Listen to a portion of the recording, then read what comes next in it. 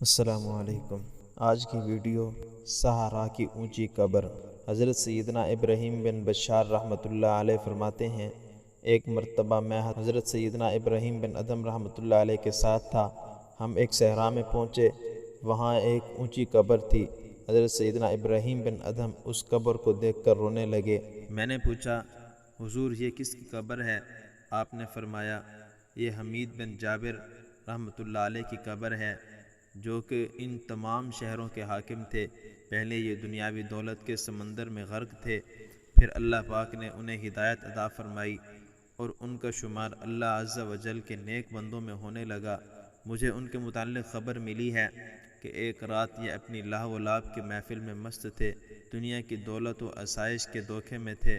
جب کافی رات بیت گئی تو اپنی سب سے زیادہ محبوب اہلیہ کے ساتھ خواب گاہ میں گئے۔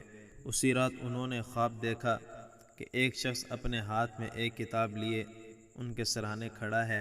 انہوں نے اس سے وہ کتاب طلب کی اور اسے کھولا تو سنہری حروف میں یہ عبارت لکھی ہوئی تھی، باقی رہنے والی اشیاء پر فانی چیزوں کو ترجیح نہ دے، اپنی بادشاہی، اپنی طاقت، اپنے خدام اور اپنے نفسانی خواہشات سے ہرگز دھوکہ نہ کھا، اور اپنے آپ کو دنیا میں طاقتور نہ سمجھ۔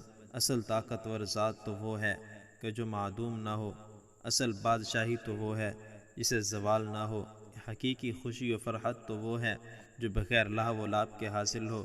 لہٰذا اپنے رب عز و جل کے حکم کی طرف جلدی کر، بے شک اللہ عز و جل فرماتا ہے، وَسَارِعُوا إِلَىٰ مَغْفِرَةٍ مِّن رَّبِّكُمْ وَجَنَّةٍ عَرْضُهَا السَّمَاوَاتُ وَالْأَرْضُ أُعِدَّتْ لِلْمُتَّقِينَ۔ حضرت سیدنا ابراہیم بن ادھم رحمۃ اللہ علیہ فرماتے ہیں، پھر ان کی آنکھ کھل گئی، وہ بہت خوف زدہ تھے، پھر کہنے لگے، یہ خواب اللہ پاک کی طرف سے میرے لیے تنبیہ اور نصیحت ہے۔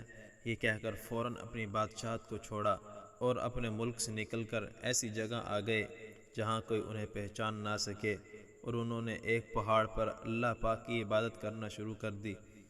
حضرت سیدنا ابراہیم بن ادھم رحمۃ اللہ علیہ فرماتے ہیں، جب مجھے ان کے بارے میں علم ہوا تو میں ان کے پاس آیا اور ان سے ان کے حالات دریافت کیے، تو انہوں نے مجھے اپنا یہ واقعہ سنایا اور میں نے انہیں اپنے سابقہ حالات کے بارے میں بتایا۔